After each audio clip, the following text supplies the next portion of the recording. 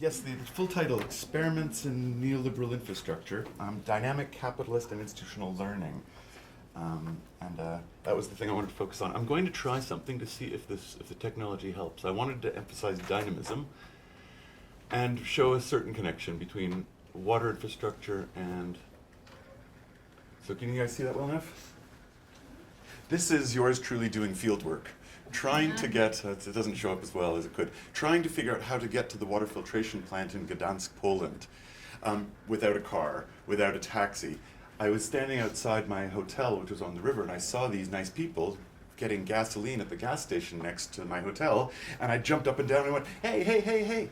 And they took me along, and they were going exactly where I wanted to go. So I could see it from the water, the filtration plant, the old one called Washod on the side. This was me zipping along at, I don't know, 20 or 30 knots in a Zodiac with what ended up being a scout troop, sort of a scout leader troop. You know, very nice. I wish the resolution was better, but it was a gray day, it was flat, and somewhere back there is the water filtration plant, right beside gasoline refinery. So, okay, so let's stop that. Okay, we're not stopping it. There, we stop it like that. There. So now let's do something back a bit more. And then sorry, someone's gonna help me quickly. Which is the one to make it into slideshow on this machine?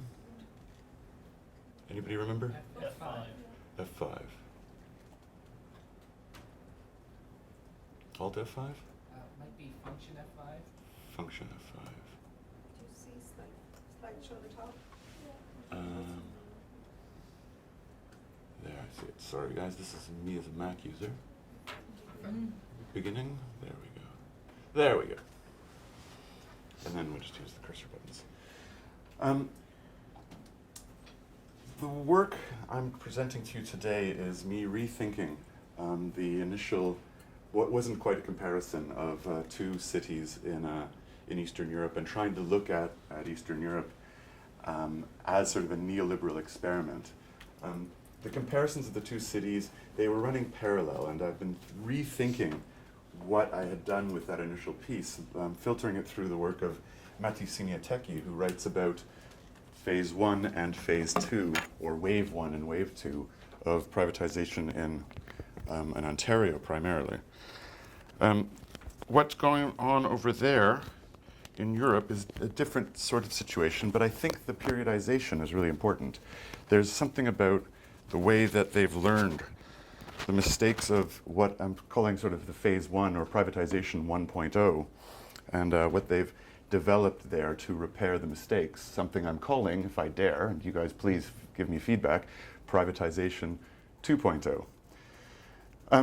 I am doing this partially also in response to some of the very, very interesting points that Pierre and Roger gave us to look at condensation of asset and value distribution, because I believe that privatization of public assets or restructuring of public assets is a distribution issue as much as it's a number of other issues, political and social, not to mention hydromorphological and financial.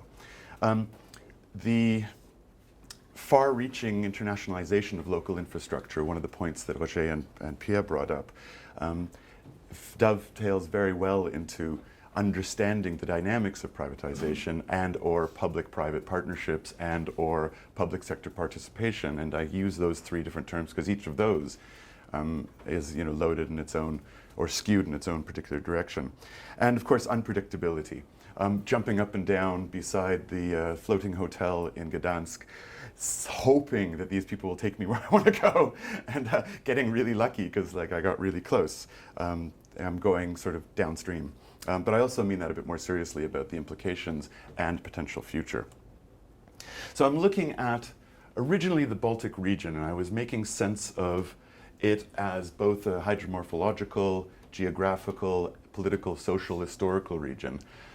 Today I'm focusing mostly just on Tallinn and Gdansk, a very far apart, very different landscapes, and interestingly parallel histories that then radically diverged through their most recent periods of going through negotiations with international capital.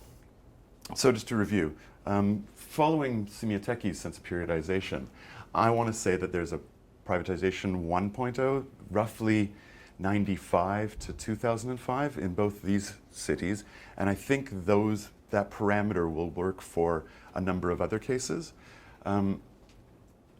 even those that didn't technically privatize, because corporatization of water assets is also part of this process, taking a public asset and turning it into sort of an arm's length agency, which was often the first step of privatization, but not necessarily so.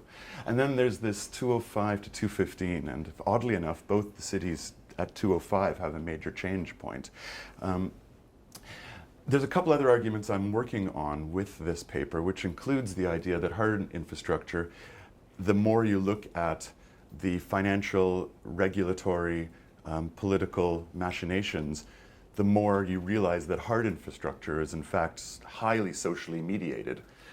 Its forms, its futures determined through all this contestation, to the point where I think we can, or at least I'm willing to try, making an argument that hard infrastructure should be referred to as social infrastructure, and we should stop using social infrastructure to mean merely the addiction research services, or the addiction, or the homeless shelters, or the counseling services, all this soft stuff that we brush over to the social to social workers, and we should start calling hard infrastructure social, because it is. So I'm following, pretty traditional historical materialist dynamics in this claim, and I'd like feedback to see if that's a word worth wrestling back.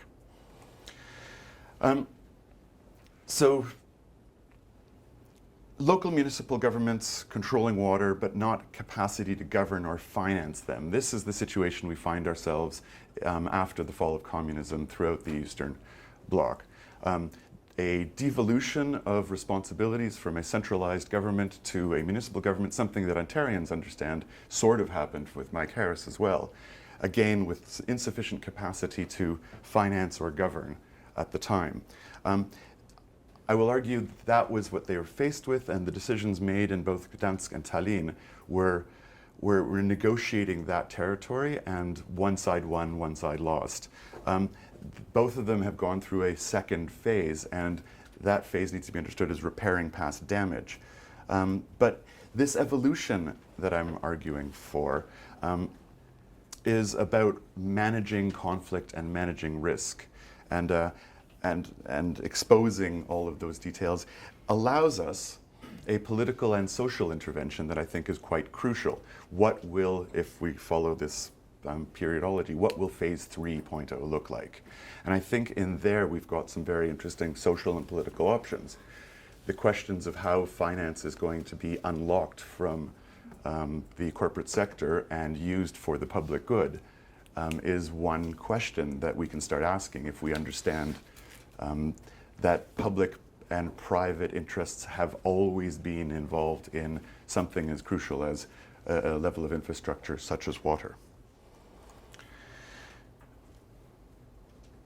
So I'm going to give you a quick tiptoe through the tulips, because I really want to look at privatization 2.0. But this is sort of the chart of what it is that I'm looking for. Periodization first. So Tallinn and Gdansk parallel each other in many ways. You can say roughly they're both early settlements with prehistory, significant formation as an herb, in Gdansk explicitly and in Tallinn implicitly, connections with the Hanseatic League, and development into modern nation states and parts of empires, and then of course this history of the 20th century where it seems to have been sort of their hardships and independence were won about 1990, 1989, depending on who you ask and how you count. So that periodization works. To compare the two. The long history is also, it shares up until the post-Soviet experience, the rapid and extremely rapid radical restructuring of their economies, driven by and driven by a neoliberal turn towards privatization, devaluation of the term public, and the struggle against that, which I find very, very interesting in both those cases. Neoliberalism did not take hold without contest, and arguments, and the way that the rollout of initial privatizations happened in each city is a very elaborate story of individual mayors, individual councils, a little bit of trickery, some kind of omnibus bill-like pushing too many things through council at the same time. Discussions in both cases that involved, say, a 30% control, 30% interest being sold to the private sector in exchange for management knowledge, management expertise and help, and then a last-minute push to hand over a 49% or 51% controlling interest in both cases. My fabulous hotel room, just over here, floating. I highly recommend this place. Just another boat, the city of Gdansk, and in its sort of medieval splendor, and the waterways that are around it. Right around the corner from my fabulous hotel turned out to be the water filtration pumping station near the headquarters of Sauer Neptune Gdansk, it was called, which was an entity where Sauer of France at the time bought into the water company that had been municipalized and made this entity. This was 93. And this sort of an aerial view of the city. The city, here's the train station and the city hall and parts of the river, and the pictures don't show up as well as they could, but you'll see that in many ways the boat trip I took ended up coming out down here and going over here, and here is the Waterloo filtration plant. But you'll see that the way that Gdansk is always about, has always been about trying to maneuver water around to make the city grow, to the point where a 14th century canal was dug. And I will argue that there is not much politically or socially crucial in differentiating a 14th century canal from a river, from other things. These are all sort of social nature, hydromorphological changes that human beings and natural processes have been interacting on. I use that argument to bolster that we can also make engagements politically and socially. So I've touched upon early history, this post-war period. I will, in the paper, like to explore some of this stuff, although crucially I think is the latest period for the suburban infrastructure project.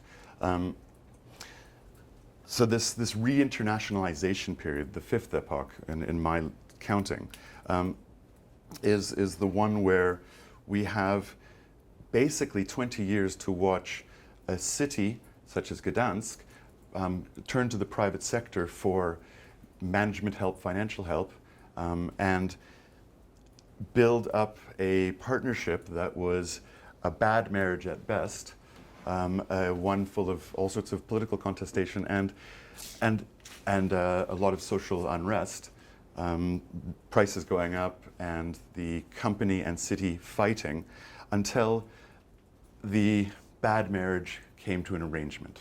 And that arrangement is the point where I'm arguing that there's a privatization 2.0. The city, having had 3 people to counter the entire French office of Sauer to try to make decisions about financing, investing and building, built an arm's length agency with 100 water experts, largely technocrats, but kept this arm's length agency as the negotiating tool with the company. And this arm's length agency is fascinating to me because, well, on the one hand, I'm very sympathetic to its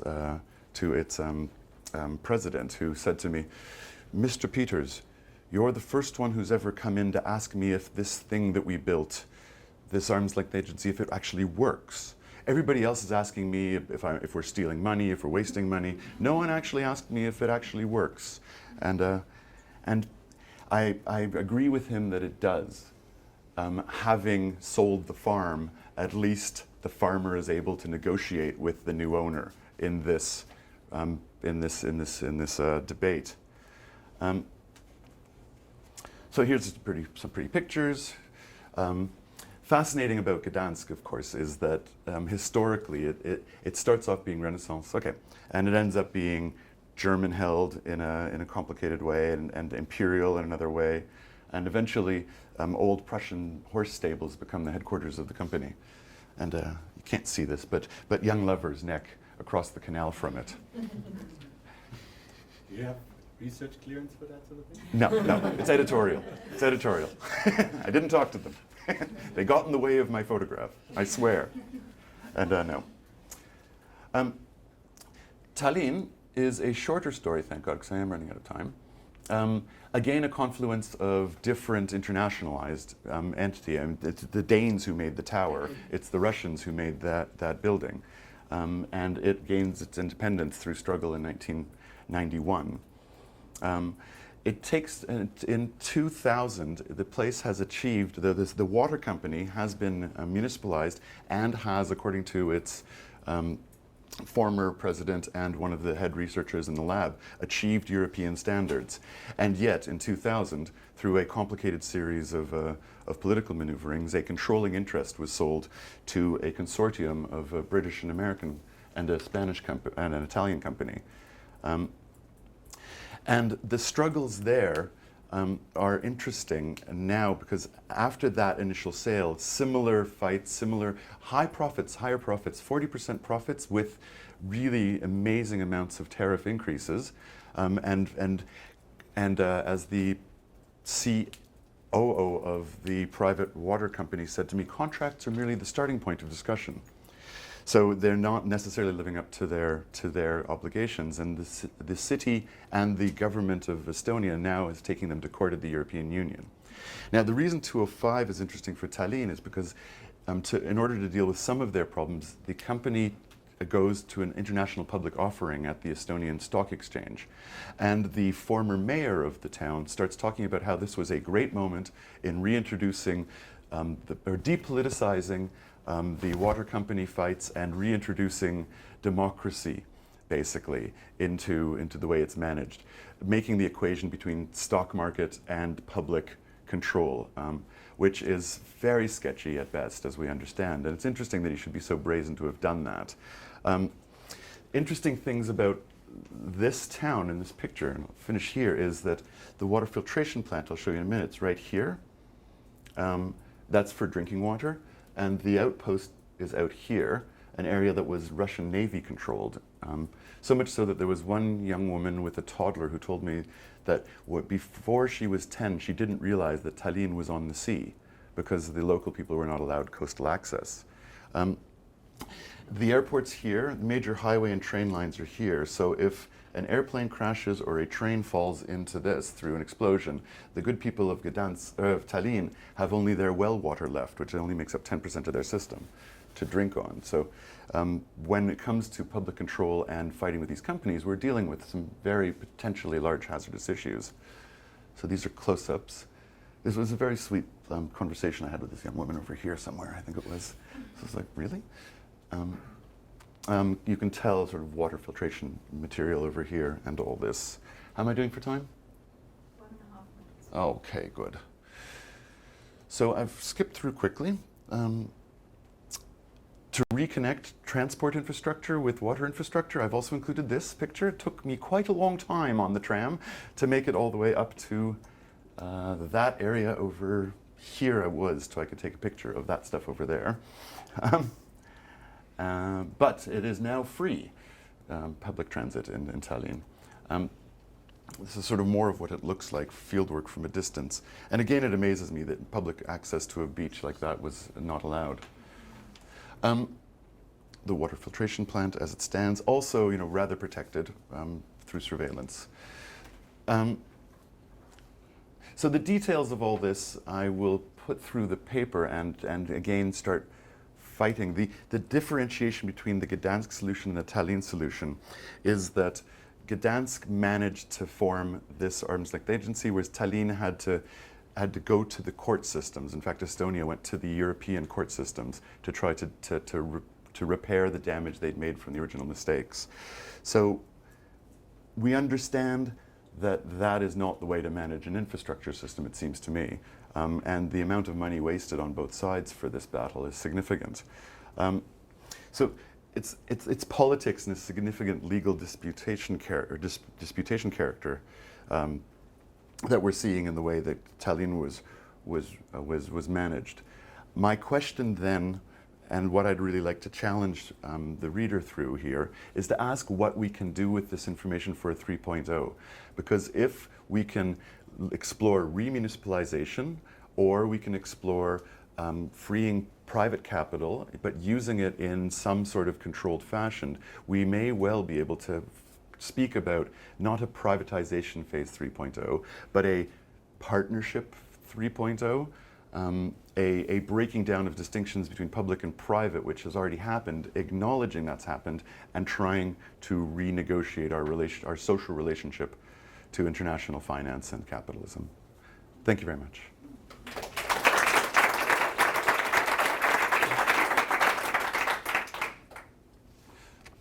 guess some time for questions. Hi, my name is Bahat Jamal. I'm just wondering, it would be sort of like a broader, in a broader sense. So, how did the pattern of privatization in terms of infrastructures differ or possibly had similarities in Estonia, that was part of USSR, and Gdansk and Poland that never was? Well, Estonia, it's a very good question, thank you, because there's a lot of revisiting of the Soviet Union experience that I think is required. I was reading a book called Red Globalization, published last year. Author's name is escaping me. Both Poland and Estonia, in their Soviet bloc worlds, did have extensive environmental regulations basically in place. So when both of them went independent of the Soviet Union around its collapse, they were both legally quite able to quickly write up the new laws and write up the requirements to build new republics. So Estonia was out of the USSR by '91. It managed to leave peacefully, as Glasnost and Perestroika had sort of had opened up the possibilities. Estonia was always fairly rich, as it had been a high-tech sector under the Soviet Union. So it also had a fairly high knowledge base, a very well-educated local population, and it always had connections with Scandinavia, especially Finland, but to a certain extent Sweden as well. The Soviet Union was not as blocked from the rest of the world as we see from North American perspectives, at any rate, and that Cold War history does need to be revisited. In Poland, similarly, well, Poland ended up being a little bit more right-wing because it was an experimental ground for Chicago school economists, Andrew Zanslin and Jeffrey Sachs. So they went towards a heavy neoliberal ideological move a bit more quickly than Estonia did. Estonia was trying something along the lines of a social democracy in factions of its government versus something a lot more neoliberal. So the differentiation is complex, but they are there. They sort of ended up going like this, in the sense that Gdansk has, I think, a more progressive arrangement, given the constraints of international finance that they were in the 90s, than does Estonia.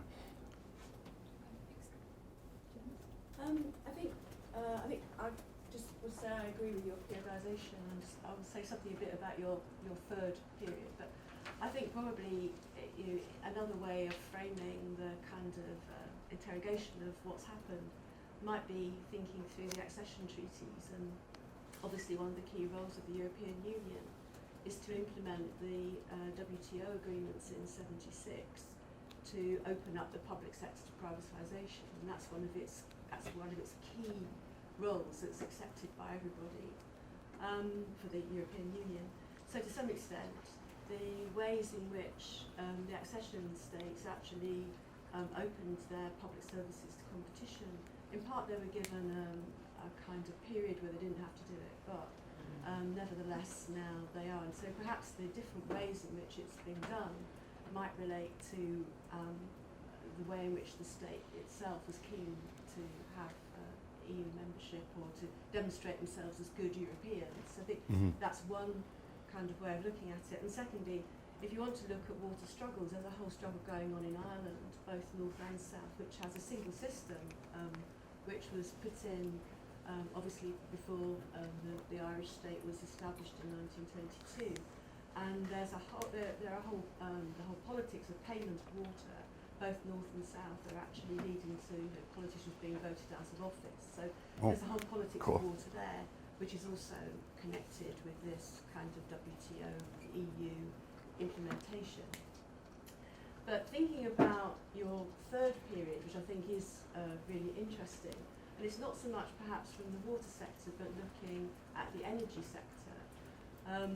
That's obviously energy was part of this open to competition approach, but because of all the issues around around energy and the EU discussions now about the trans-European networks for energy and the energy union, and basically security of energy supply, there's quite a lot of debate going on in the EU around, in effect, renationalising energy or recrafting, reframing the relationships between the public sector and the private sector based on defence issues. Based on defence issues, that's obviously interesting. on the eastern side, where Poland is heavily dependent on Russian energy supplies and so on, this is again another kind of interesting phenomenon. But it's not just for the East, it's actually just as prevalent in a debate happening in the UK, where you'd think, we're rather more distant from that, and we do have other energy supplies. So I think, although it may not happen in water initially, I think, and indeed even in water competition in the UK, that's changing away from water companies actually bidding for supply of one area and getting the whole contract for that area. It's actually moving to more like telephone contracts now, so you can actually choose between suppliers. But it does suggest to me that it's worth watching what happens on the energy union, which is a very current debate every week at the moment, to see whether that's going to renegotiate the boundaries between the public and the private, and then actually where that kicks back to the WTO. I think that's also an interesting issue in the EU's role in that. Two different. No, I've got two responses that might be of interest. One is just thinking about the fight against Vattenfalls in Berlin. That it was, it moved in and bought up Berlin Energy. I've forgotten what the company was called now, forgive me. But so people took to the streets in Berlin to fight against this. And the Vattenfalls is a fascinating Swedish publicly owned company that is acting like a corporation and is perceived of as a corporation as far as the Berliners go. So that fight is happening as a sort of a social struggle as well. I didn't look at WTO involvement in the accession material yet, because I was so focused on the European Bank of Reconstruction and Development. And another line that goes through this paper is the way that the EBRD has learned and shifted its tactics from one of a significant privatization mandate to one where they, in certain cases, are perfectly happy to come up with partnerships and stay sort of and allow a municipality to hold on to its own assets. So a comparison across cities will show sort of there's an ideological drive, but there's also a practical drive, and there's a learning curve where the EBRD claims that this 205 arrangement in Gdansk is perhaps the perfect model for going into the future. So in that kind of neoliberal financier speak, they're promoting what is an attempt at a social democratic wrestling back of control, while at the same time quietly retaining their 20% interest in the Italian water system that they brokered. And you could argue, and you can make good lines about how they're brokering the foundations of human life and through their banking practices. But WTO and EBRD are very much aligned in that sense. So it's one of the reasons I ended up being so focused on it, because I'm recognizing the exact same dynamic you're talking about. This how do we open up things to private investment. And we're opening up things to private investment because it's relatively safe, and capitalism requires some place to go park itself, and so it's taking over relatively safe assets, it seems. So we can make arguments about the connection between that and real estate prices in London and Toronto, and we can see these dynamics, not just like why they're opening up public assets, and thus we can also fight or come up with new solutions that are, you know, less pugilistic or less legalistic. Okay, the time went perfect. All right. Well, thank you. Thank you very much.